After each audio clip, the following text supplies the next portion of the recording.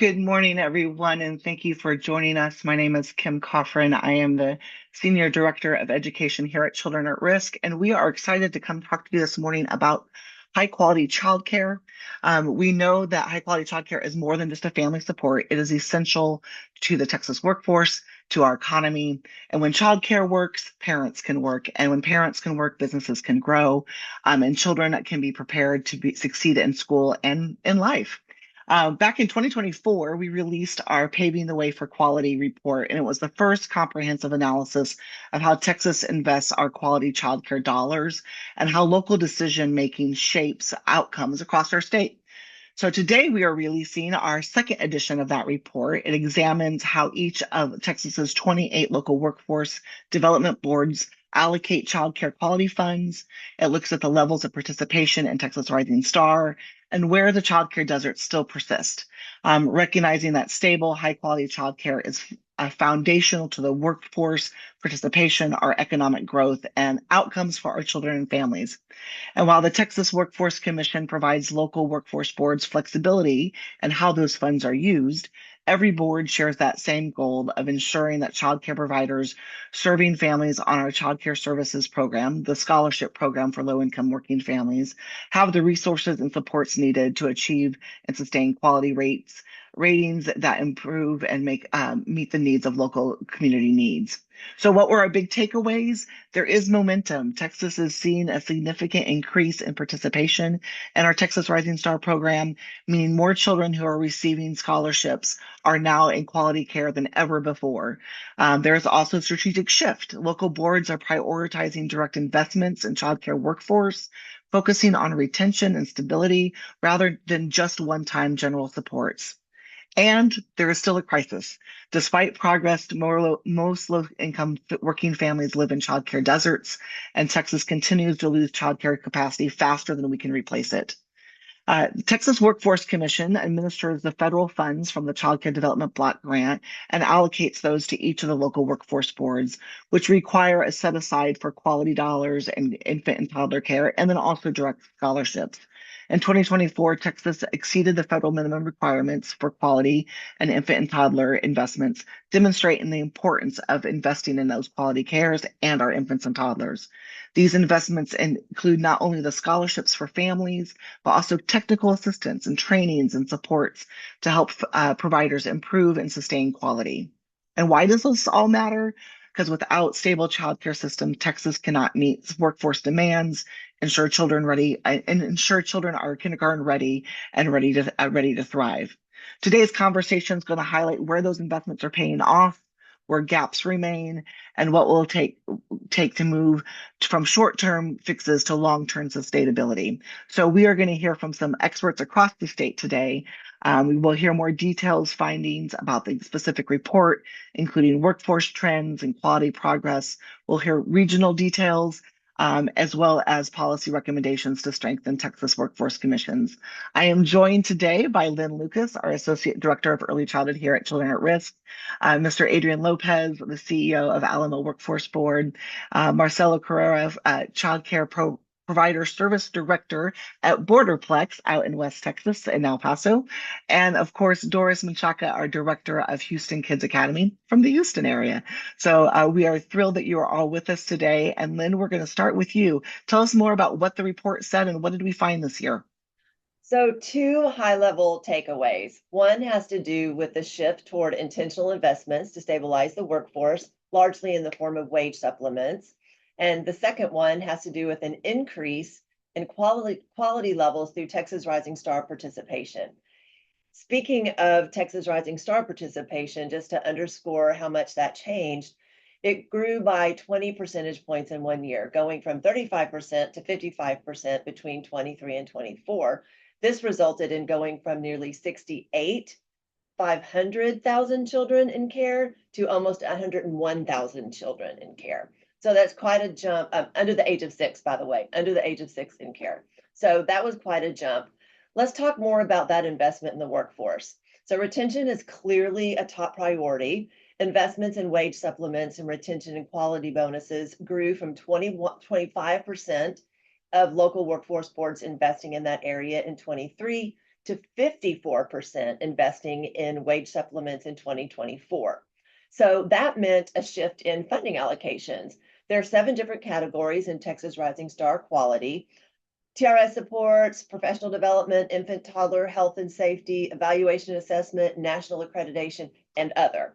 So in 2023, 81% of the quality dollars were all spent in Texas Rising Star supports.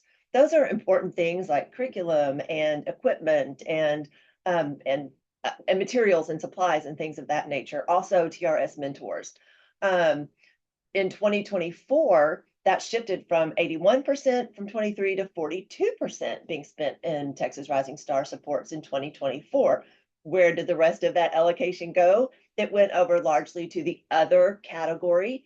Other category consists of things like pre-K partnerships and childcare management systems, but it also reflected a lot this past year, a lot of wage supplements. So wages, low wages drive staff turnover, which destabilizes childcare centers, disrupts children's development, which results in less dependable and less productive workforce. So in other words, the predictability of more adequate wages results in a more consistent ECE workforce and a more dependable and productive general workforce, as well as higher quality of child development. So let's talk about quality. Mandatory Texas Rising Star, our quality rating system, came into effect September of 2024. Now it's a process, there's still a lot of onboarding happening, but it's fairly new when we think about that. So knowing that it's required for all subsidy or scholarship receiving providers to participate in Texas Rising Star is very important. TRS quality levels are Texas Rising Star 2, 3, and 4, with 4 being the highest level. And we noticed in 2024, the number of programs at each of those levels increased. Overall, it doubled, the number of participants doubled. It increased in all of those levels, with the largest number increase being at the 3-star level. What's important to remember for next year is, while we onboard the remaining programs that we want to come on to Texas Rising Star, we also want to make sure that those at the 2 and 3 level increase their quality and go up to the next level, aiming for Texas Rising Star 4, and that those at Texas Rising Star 4 are able to maintain that level of quality. In 23 and 24, all workforce boards invested in professional development. New in 2024, all Texas workforce boards also invested in infant toddler care for the first time. So 85% of brain growth and development happens by age 3. We think it's very important, and clearly the local workforce boards too, to invest in early brain development. So those are the quality dollars, and the quality results are super important. There's another factor that's really important when it comes to access of quality care, and that's childcare deserts. Childcare deserts are a zip code where the demand is 3 times greater than the supply for low-income working families who have children under the age of 6. 88% of low-income working families live in these areas. So, and it's not evenly distributed across Texas. Some local workforce board areas have a much higher degree of childcare deserts than others. In fact, there are certain areas who have extreme shortages and are unable to serve up to 90% of eligible families. So, this report, there's an executive summary where it gives an overview, but there's also each local workforce board has their own on a local analysis. Very important to look at those for your area to learn more information about that. Also important is to note that between 2023 and 24, according to childcare licensing and regulations data, Texas lost nearly 75,000 childcare seats. Childcare closures, classroom closures, that kind of thing results in that. So that just exacerbates the issue. In order to move from this crisis management to stability, we offer 3 recommendations. Fund childcare services beyond the maintenance level investments. Ensure that providers are reimbursed at least at the true market rate. And instead of doing ad hoc work with stipends and trying to to make sure that teachers are retained in that way, implement a formal wage floor with a tiered quality stipend system that's tied to experience and credentials. So waitlist, market rate, wage floor, and quality stipends. Those are the three things. These recommendations are gathered from analyzing publicly available statewide data, also from 1,300 childcare providers that responded to a survey, and through the Children at Risk Texas tour. We go to 12 different communities 2 times a year and have in-person one-on-one and virtual one-on-one conversations across Texas. Keep in mind that local workforce boards are stretching limited resources to keep teachers paid and keep quality doors open. And while that is really important, local flexibility does not replace sustained state investment. If Texas wants a strong economy and thriving communities, every family in Texas must have access to high quality childcare, regardless of where they live. Thank you, Kim. Thanks, Lynn. That was a great comprehensive of the report, and excited for everyone to not only see that, but also look at our survey results and our recap of our Texas tour last fall. We're going to turn to San Antonio in the Alamo district with Mr. Lopez. Thank you so much for being here, sir, and share your perspective of what is happening in the Alamo region and how you guys have invested your quality and the improvements and the needs that you still see. Yeah, thanks, Kim, and congratulations to your great work at Children at Risk. My colleagues and I, get together often, almost every other week or twice a month, and we talk about all these issues consistently. And so it's good to have a partner with Children at Risk to be able to articulate the work that's happening across the state. So just thank you for that. Just provide some kind of insights in regards to, what's happening here at Alamo. We cover 13 counties, of course, Bexar County and San Antonio, our urban hub, but we have 12 other counties that we serve. We invest about $100 million or over $100 million into childcare, both in the subsidies as well as in quality. And happy to report that those things are resulting in some really great outcomes.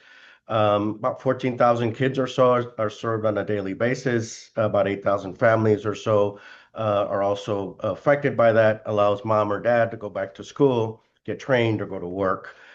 This results in some really good things from the perspective of about 20 million or so earnings on a monthly basis. So, but for childcare investment, those $20 million of earnings wouldn't actually probably happen in this particular region.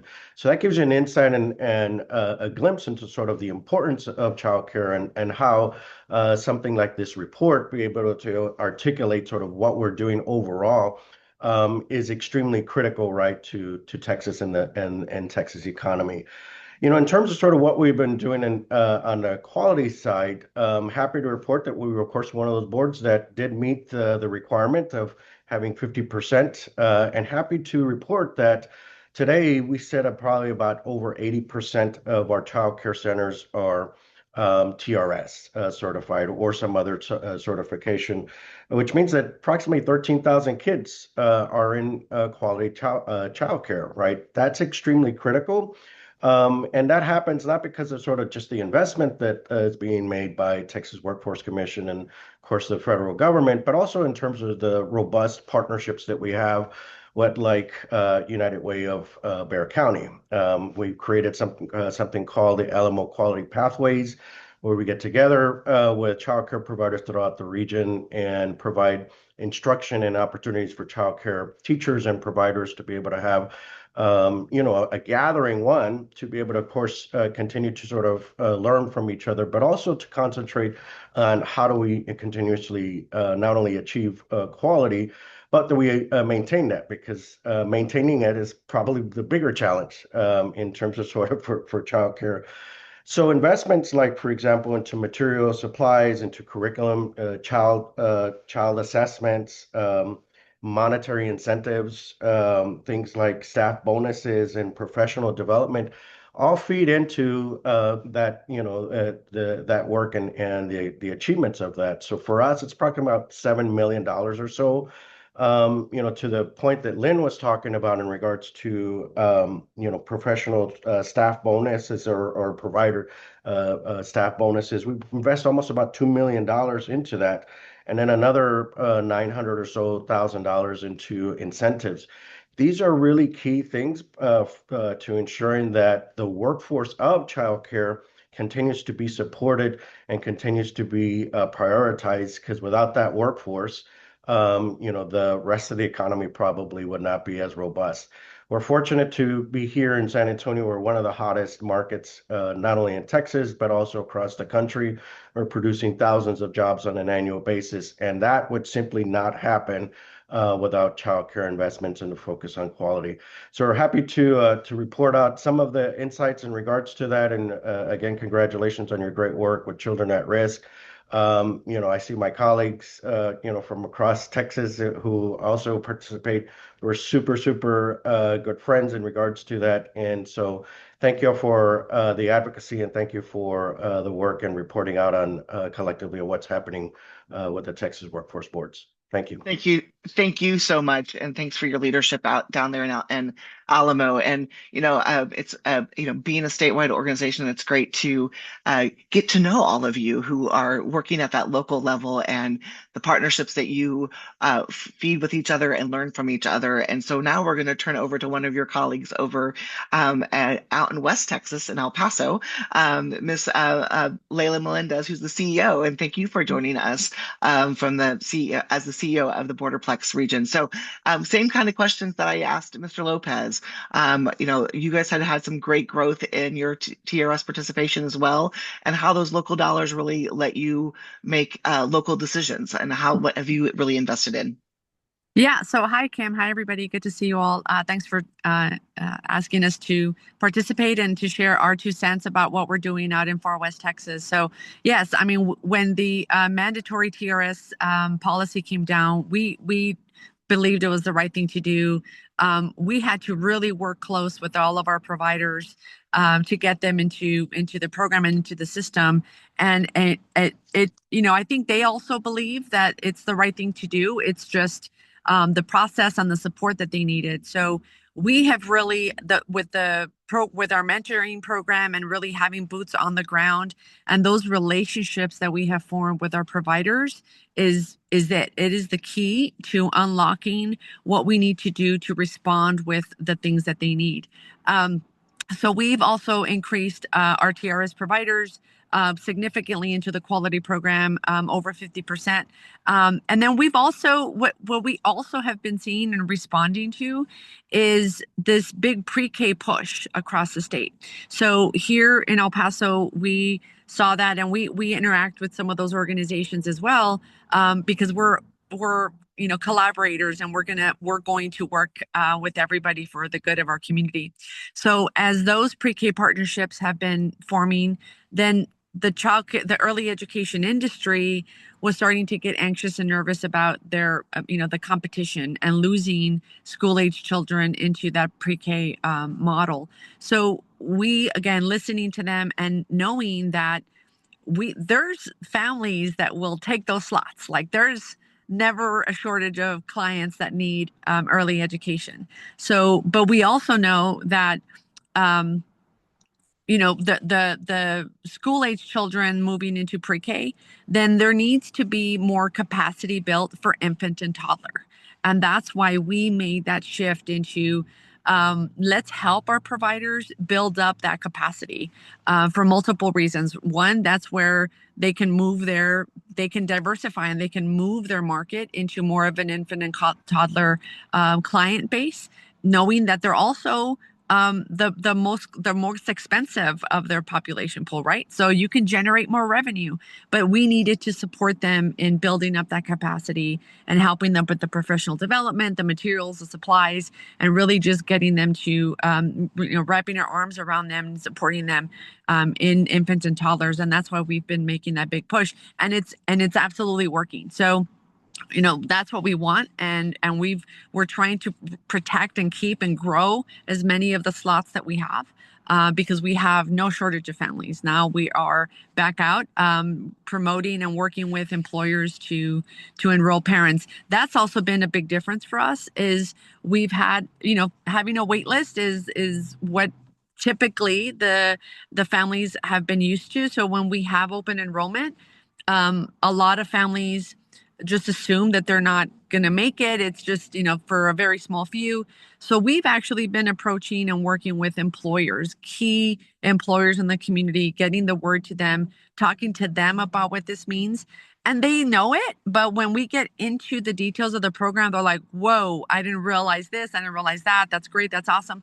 So we get them to advocate on behalf of the child care system to their employees, and they are the ones that help us generate that that application process. So we've been seeing some great success, but it also really locks in that importance of early education to the employer, right? They start to realize that their employees need this to open the doors and serve their customers. They need this for the pipeline development. So it's multifaceted, and really getting that recognition from the business community has been really important. Thanks, Layla. And that's so important. I say this all the time. We have 2.3 million children under the age of 6 in Texas.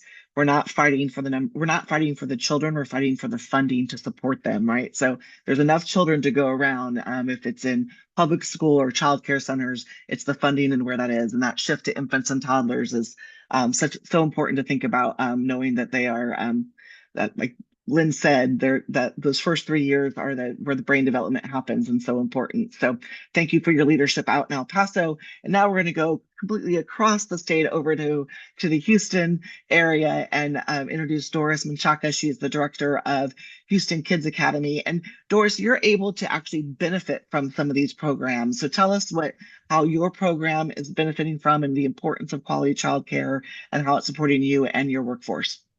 Good morning, everyone. Buenos dias. So the way that we've seen our growth is by having mentors. So TRS does provide mentors that come into our classrooms. Once our teachers have access to that, it not only lets them know, like, oh, let me make some shifts and provide my kids what they need, because sometimes we don't know, right? Like, especially we have new teachers coming in. That training aspect is amazing, as well as providing CDAs for our teachers. That has been transformative for us. So providing quality teachers creates quality care. And that's a full circle moment. I feel like our center has changed the last 10 years because of that. I'm like, we're not the same center we've been open now 18 years. So we've seen the change in the way we're doing things. But not only that, we've also been able to change the way our parents see us. Once you sell that early child care is important, and that development is going on in their brains, and they're learning so much from 0 to 3, and us breaking that down to them has been so impactful. They're really understanding and buying into what early childhood is. That's fantastic, Doris. I remember when I was a center director, and those you get one teacher to take that CDA class, and it catches like wildfire, right? Because then the other teacher's like, oh, I want to do that, I can do that, and it really makes that excitement happen in that piece. And thank you for bringing in the parents as well, and understanding the child development. Can you say a few words in Spanish as well for our Spanish media? Yes, buenos días. Para nosotros, para nuestro centro, que ya tenemos 18 años haciendo esto en esta capacidad, el entrenamiento para nuestras maestras ha sido transformativo. La calidad que nosotros hemos estado dando en nuestras clases para nuestros niños, igual para los papás, ha sido algo que nos ha cambiado la vida, no nada más a nosotros, pero también a ellos.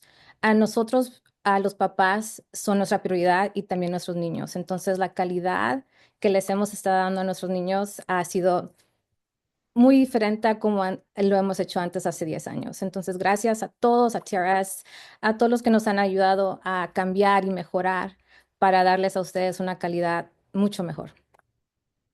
Thank you so much, Doris, and thank you again for joining us today. Currently Texas is in what we call our interim year, the year between our legislative sessions. And so, some of us think, oh, we don't have to deal with legislation this year. But you know what? Actually, this year can be busier than actually the year that we are in session. And that is so true right now.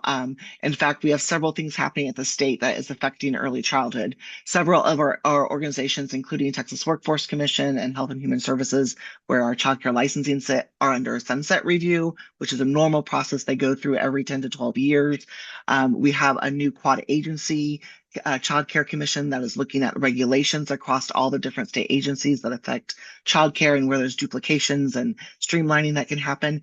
And we have a newly formed governor's task force on early childhood education governance that was just announced last week. And all of those programs are leading up to things that will happen in potential bills and legislation that will happen next a year from now in January of 27.